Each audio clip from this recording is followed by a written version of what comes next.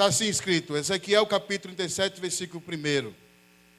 E veio sobre mim a mão do Senhor, e ele me fez sair no espírito do Senhor, e me pôs no meio de um vale que estava cheio de ossos, e me fez passar em volta dele, e eis que eram muito numerosos sobre a face do vale, e eis que estavam sequíssimos.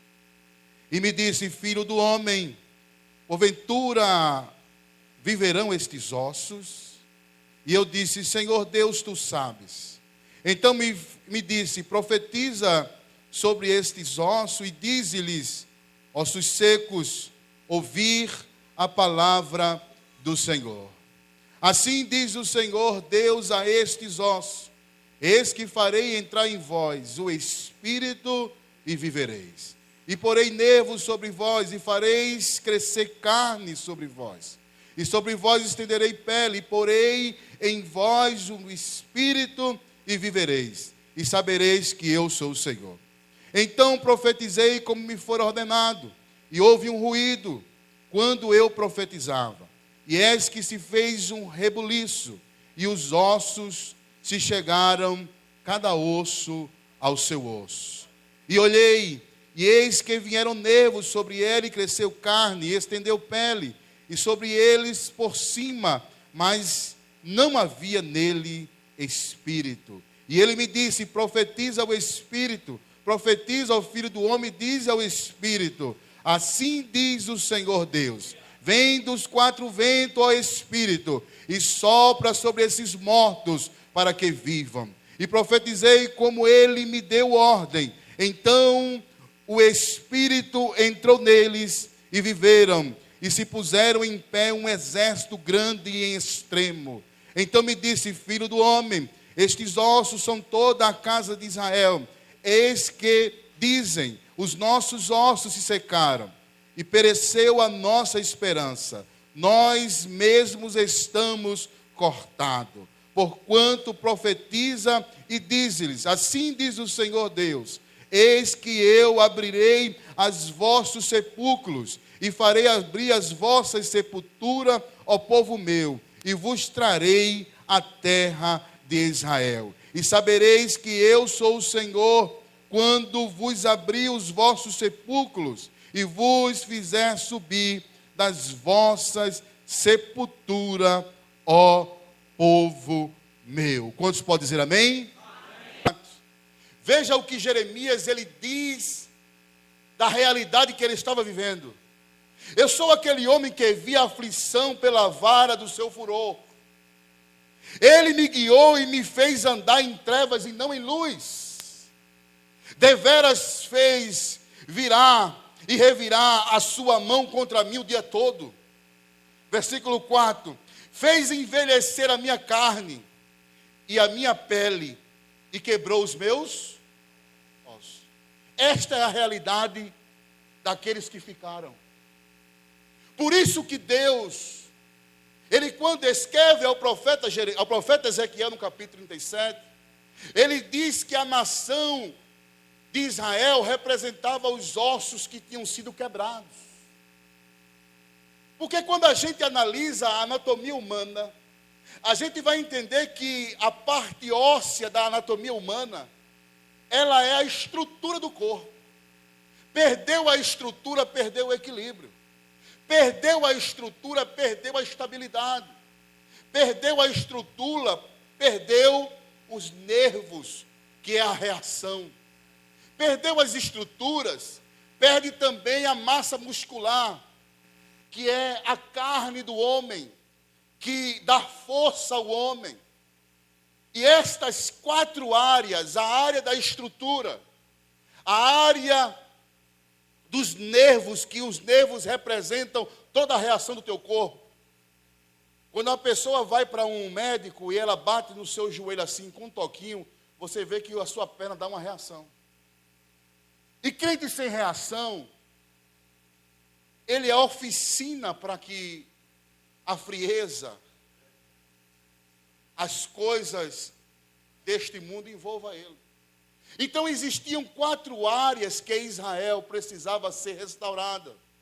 A área da estrutura, que foi quebrada, a área dos nervos, por isso que ele diz, profetiza ao espírito, para que o espírito entre nos ossos. Outra lição nós pegamos aí.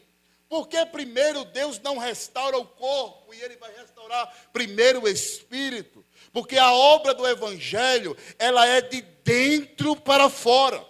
Primeiro Deus, Ele cura o teu espírito, para depois Ele te dar força e intrepidez, para depois Ele te dar ação naquilo que você tem, e para Ele te dar sensibilidade do seu espírito. É por isso que quando uma pessoa, ela vem para o Evangelho, as pessoas lá fora não entendem o que aconteceu com esse camarada. Ele fazia tanta coisa errada. Como é que pode? Agora é crente, anda com a Bíblia e diz que vai morar no céu. É porque a obra que Deus faz, não é a que o homem faz. O homem dá um banho de loja, coloca aparelho no dente, tira das drogas, da casa, e o cara no outro dia ele volta para as drogas. Mas quando o Evangelho chega, Paulo diz que ele é o poder de Deus para a salvação daquele que crê. É por isso que esta igreja, ela sempre vai avançar, porque aqui se prega uma palavra que vai alimentar o teu espírito.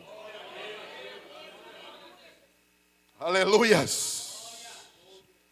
Louvado seja o nome de Jesus. Agora imagine esse povo. 23 anos já se passaram. E a nação está dominada pelo próprio algoz. Alguém que olhava de fora dizia assim: cadê teu Deus? Tem jeito mais não.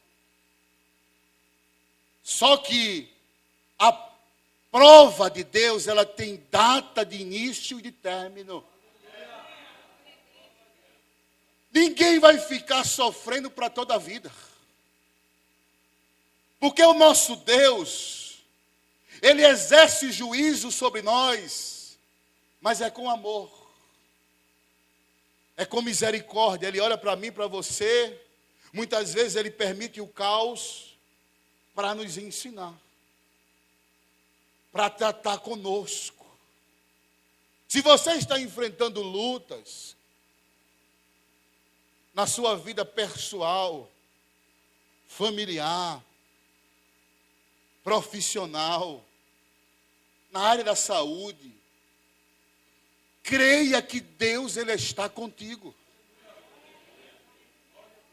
Ele não te abandona um segundo sequer. Tudo que está acontecendo é para Deus te ensinar algo para que você crie estrutura. Porque tem muita gente desequilibrado. E essa expressão desequilibrado no sentido espiritual é que não está preparado para receber o que Ele vai dar, porque se colocar nas tuas mãos agora, sabe aquela história, sebo na canela? É o que vai acontecer.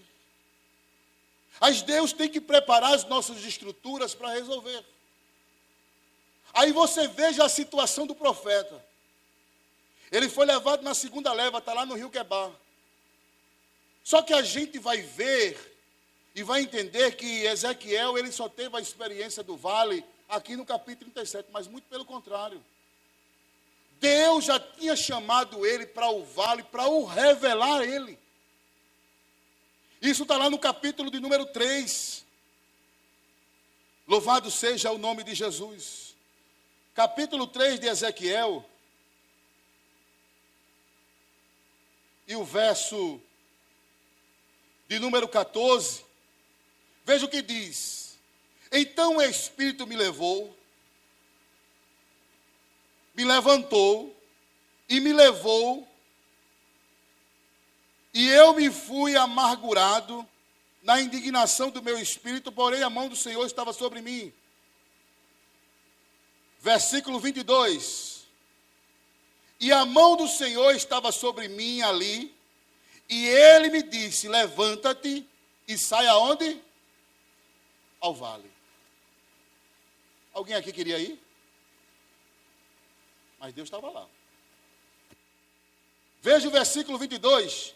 Levantei-me e saí ao vale. E eis que a glória do Senhor estava ali. Como a glória que vi junto ao rio Quebar, e caí sobre o meu rosto. Existem situações que é inevitável, que Deus ele vai nos permitir que a gente abra mão de alguma coisa. A gente ainda está vivendo uma vida ainda dentro de uma realidade de conforto. Porque se Deus ele exigisse daquilo que a gente louva, a gente não suportaria. Por que você já parou para pensar como a gente louva? Abro as mãos dos meus sonhos. Abro mão da minha vida por ti. Muitos louvam isso aí de hipocrisia. A verdade é essa. Porque quando tira pouquinho assim, o crente já começa a murmurar. Aí diz assim, eu abro mão dos meus sonhos. Abro mão da minha vida por ti. Mas não abre mão de 2 horas de culto. Não abre mão do evangelismo para estar pregando a palavra. Não abre mão do conforto da casa para estar na rua dizendo que Jesus salva, liberta, transforma. A gente precisa ser realista naquilo que a gente fala, porque Deus ele leva a sério